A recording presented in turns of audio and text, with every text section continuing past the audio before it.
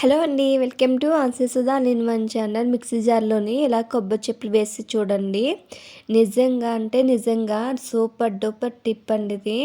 ఈ జన్మలో mixie jar కానీ, మిక్సీ కానీ రిపేర్ అనేది రాదండి. టిప్స్ అన్ని పాటించండి. చాలా బాగా యూజ్ అవుతాయి. ఒకసారి ట్రై చేసి చూడండి. నిజంగా అంటే నిజంగా చాలా యూజ్‌ఫుల్ అవుతాయి. మొదటి టిప్ ఏంటో చూద్దాము.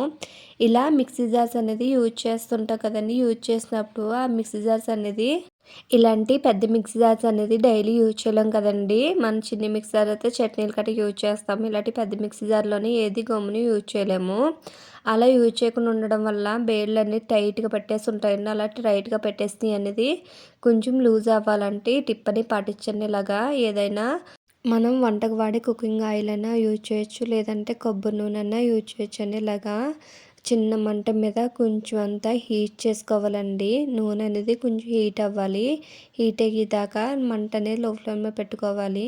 ఇలా హీట్ చేసుకున్నాం కదండీ. ఇప్పుడు స్టవ్ ఆఫ్ చేసుకుందాము. స్టవ్ ఆఫ్ చేసుకుని హీట్ చేసుకున్న ఆయిల్ అనేది ఇలాగా మనం మిక్సీ జార్‌లోని బేడ్స్ ఉంటాయి కదండీ. ఆ బేడ్ల మీద ఇలా వేసుకుంటే అవి కొంచెం ఇప్పటికి లూజ్ అవి మనకి ఫ్రీగా తిరుగుతుందండి. మనం ఏ మిక్సీ చేసుకున్నా కూడా టైట్ లేకుండా ఎక్కువ సౌండ్ కూడా రాకుండా మనకి లూజ్‌గా తిరుగుతాయండి. మనకి మిక్సీ పెట్టుకోవడానికి అది తిరగకపోతే చాలా ఇబ్బంది పడతాను కదండీ. అలాంటి ఇబ్బంది ఏమి ఉండదండి. నెక్స్ట్ టిప్ ఏంటో చూద్దాము.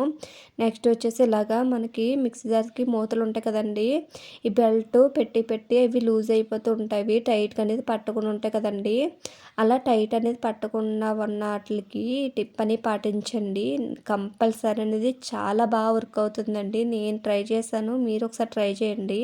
ఏ మిక్సీ జార్ మూత అనేది లూజ్‌గా ఉందో అది తీసుకుని ఇలాగ రబ్బర్ బ్యాండ్ అనేది ఉంటుంది కదండీ. స్వీట్ బాక్స్ కూడా వస్తుంది కదా. రబ్బర్ అనేది పెట్టుకోవాలండి. పెట్టుకుని మనకి మిక్సీకి అనేది పెట్టుకుంటే అది లూజ్ అవ్వకుండా ఉంటాయి. చట్నీలు వాడినా, పిండి వాడినా ఏదైనా మిక్సీ పెడుతుంటాం కదండీ. అలా మిక్సీ పెట్టినప్పుడు అవి లూజ్ అవ్వకుండా టైట్‌గా అనేది పడుతున్నాయండి. ఇలాగ ట్రై చేయండి. కంపల్సరీ చాలా బాగా వర్క్ అవుతుందండి. ఈ విధంగా ఒకసారి యూజ్ చేయండి. నెక్స్ట్ టిప్ ఏంటో చూద్దాము. నెక్స్ట్ టిప్ వచ్చేసి ఇలా చిన్న మిక్సీ జార్స్ అనేది మన ఆల్ ఇన్ వన్ కింద యూజ్ చేస్తుంటాం కదండీ. ఇందులోనే పచ్చళ్ళు అని రుబ్బుతూ ఉంటాము. అల్లం వెల్లుల్లి పేస్ట్ అనేది చట్నీలకి అనేది అన్నీ రుబ్బుకుంటుంటాము. అలా రుబ్బడం వల్ల దాంట్లో చిన్న స్మెల్ అనేది ఉంటుందండి. అల్లం వెల్లుల్లి పేస్ట్ రుబ్బినా కూడా ఏ పచ్చళ్ళు రుబ్బినా కూడా స్మెల్ అనేది ఉండిపోతుంది.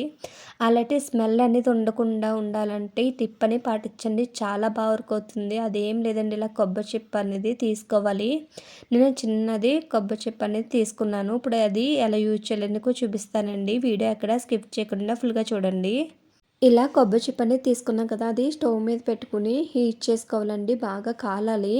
ఆ కాలేదాకా కొంచెం వేచి ఉండాలండి. ఎందుకంటే కొంచెం టైం పడుతుంది కదా కాలడానికి. అప్పుడు దాకా కొంచెం కొంచెం బాగా కాలేదాకా ఉంచాలండి. అలా కాలేక మంట అనేది ఆర్పుకొని వెంటనే అది తీసుకెళ్ళి మిక్సీ జార్లో ఆన్ పెట్టేసుకోవాలండి. మిక్సీ జార్లో ఉన్న స్మెల్ అనేది పోతుందండి పొగకి. ఆ పొగ అనేది బయట రాకుండా మిక్సీ జార్కి హోల్ అనేది ఉంటుంది కదండి. ఆ హోల్ కూడా మూసేయాలి. ఆ హోల్ వల్ల మనకి పొగ అనేది బయటకు వచ్చేస్తుందండి. చూస్తున్నారు కదా పొగ అనేది ఎంత బాగా మొత్తం మిక్సీ జార్కి అంతా పట్టింది కదా. ఇలా పట్టడం వల్ల అందులో ఉన్న స్మెల్ అనేది పోతుందండి.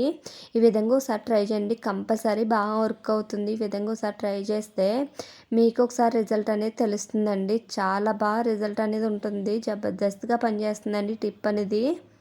మనం ముందు వచ్చేసి కొబ్బరి చిప్ప పెట్టి పొగ పెట్టుకున్నాం కదండి మిక్సర్లోని. అలా పెట్టుకున్నా కూడా మీకు ఇంకా స్మెల్ పోలేదంటే ఈ విధంగా ఒకసారి ట్రై చేయండి. మిక్సర్లోకి ఒక పెద్ద దాచిన చెక్క అనేది వేసుకోవాలండి. అందులోకి గుప్పుడు నేను రా సాల్ట్ అని వేసుకున్నాను, కల్లుప్పు అనేది వేసుకుని ఇది మిక్సీ పెట్టుకుని వద్దామండి. ఇలాగా మిక్సీ పెట్టుకుని వచ్చాను. ఇలా మిక్సీ పెట్టుకొచ్చడం వల్ల అందులో ఉన్న స్మెల్ అనేది పోతుందండి. ఇప్పుడు అది ఉప్పు రాగు సాల్ట్ అనేది వేస్ట్ పడేస్తాము అని అనుకుంటారా? అలాంటిది ఏం లేదండి. ఇది కూడా యూజ్ చేయొచ్చు. ఇది కూడా ఎలా యూజ్ చేయాలని చూపిస్తానండి.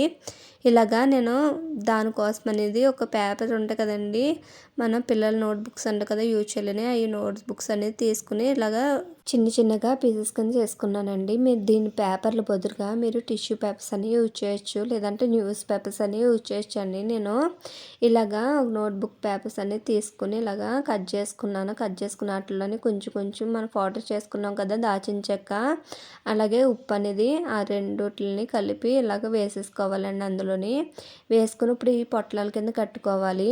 ఇలా పొట్లాల కింద అనేది కట్టుకుంటున్నానండి. మీరు ఇలా కాకుండా రబ్బర్ బ్యాండ్ అనేది వేసేసుకోవచ్చు. నేను ఇలా పొట్లాలు కట్టుకున్నాను. అన్నిటిని ఇలాగా ఫోల్డ్ చేసుకుని ఇలా రెడీ చేసుకున్నానండి. చూస్తున్నారు కదా, ఈ విధంగా అన్నిటిని ఇలా కట్టేసుకున్నాను. ఇలా కట్టినట్లని ఎలా యూజ్ చేసుకోవాలని చూపిస్తాను. మనకి ఎలా యూజ్ అవుతుంది కూడా మీకు చూపిస్తానండి. విండో దగ్గర అనేది పెట్టానండి. ఇలా విండో దగ్గర పెట్టడం వల్ల బల్లులు బొద్దింకలు లాంటివి కూడా లోనికి రాకుండా ఉంటాయండి. ఇలాగ బాతుల్లో కూడా మనకి బొద్దింకలైనా బల్లులైనా వచ్చేస్తుంటాయి కదండి, అలా రాకుండా కూడా ఉంటాయండి. అంతేకాకుండా ఫ్రిడ్జ్లోని మన చట్నీలు పిండ్లన్నీ రుబ్బుతో పెడతాం కదండి, అలా రుబ్బినప్పుడు స్మెల్ అనేది వచ్చేస్తుంది. ఆ స్మెల్ రాకుండా ఉంటుంది. అంతేకాకుండా ఇలాగ బట్టల్లో కూడా పెట్టుకుంటే మనకి బట్టలు అనేది ముక్కు వాసన రాకుండా ఉంటాయండి ఇలాగా.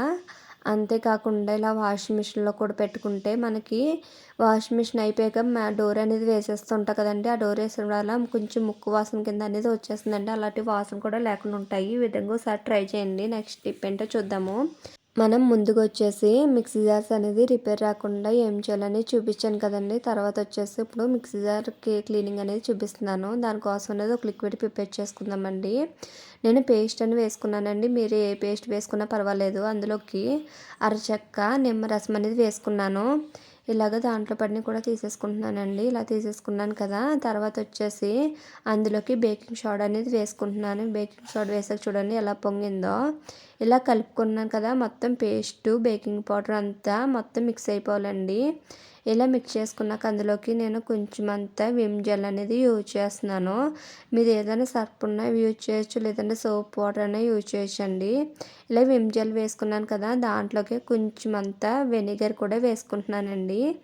వేసుకుని ఒకసారి కలుపుకుంటున్నాను. మొత్తం అంతా ఆ వాటర్లోకి మొత్తం మిక్స్ అయిపోవాలి. అప్పుడు దాకా మొత్తం కొంచెం టైం పట్టినా కూడా, ఎందుకంటే మనం పేస్ట్ అనేది వేసుకున్నాం కదండి, అది కరగడానికి కొంచెం టైం పడుతుంది కదా, అది కరిగేదాకా కొంచెం ఓపికగా తిప్పుకోవాలి. ఇలా తిప్పుకున్నాక బ్రష్ అనేది తీసుకోవచ్చు, లేదంటే ఒక స్క్రబ్బర్ అనేది తీసుకుని మొత్తం క్లీన్ చేసుకోవచ్చండి.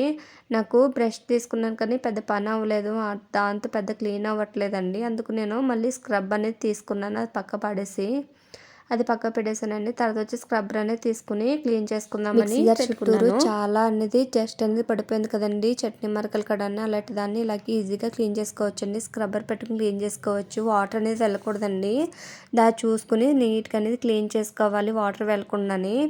ఇలాగా నేను ఈ అంచుల్లో కూడా ఇలా క్లీన్ చేసేసుకున్నానండి. అది కడగనండి, కడగకుండానే నేను మొత్తం స్క్రబ్తో కడిగే తుడిచేసి తర్వాత ఒక తడిగుడ్డతో పొడిగుడ్డతో క్లీన్ చేసేసుకుంటానండి.